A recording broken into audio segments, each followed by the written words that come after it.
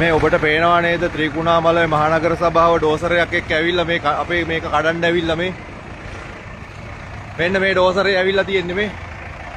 මේ පන්සල කඩන්න ඩෝසරේ ඇවිල්ලා පේනවා නේද ත්‍රිකුණාමලයේ නගර සභාවෙන් ඇවිල්ලා තියෙන්නේ මේ ඩෝසරේ ඇවිල්ලා තියෙන්නේ දැන් පන්සල කඩන්න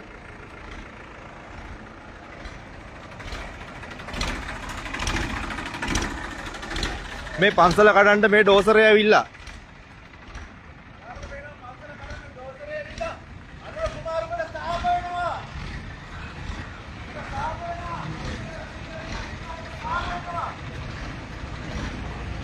මේ පන්සල කඩන්න ඩෝසරේ ඇවිල්ලා මේ කවුද යාළුවෝ කියනවා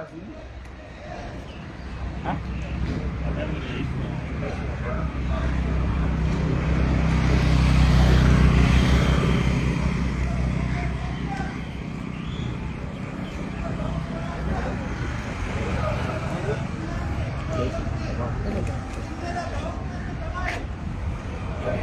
එස් මහත්තයා මොකද මහත්තයා තීරණේ දැන් අධිකරණයට කරුණු වාර්තා කරලා අධිකරණයේ නියෝගයක් නැතුව මුකුත්ම නැතුව කවුද හිතුවක් අරගෙන කරන්න ගන්නේ මම සමස්ත රටේ ඉහළම තැන පිහිටි පන්සලේ හාල්. ඒතර මේ ඇමති කෙනෙක්ද එහෙම නැත්නම් ඊට වඩා කෙනෙක්ද කියන එක මම දැනගන්න ඕනේ.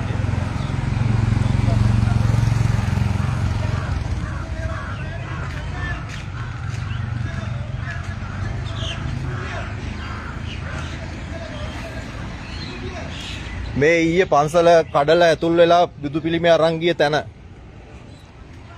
මේ